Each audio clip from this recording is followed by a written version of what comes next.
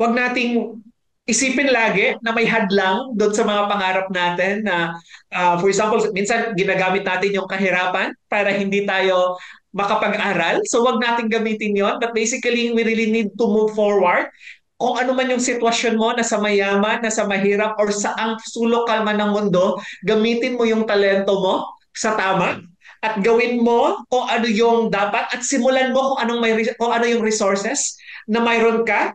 Kasi ganun talaga sa pagninegosyo, we can get out from all of this from this poverty thing or is sa pagninegosyo. Okay, doon ko talaga nakita kasi being an employee is okay. Yeah, nakakatulong siya. But if you really want to help other people, if you really want for your family to be out of poverty, I think pagninegosyo talaga yung isa sa pinaka-solusyon.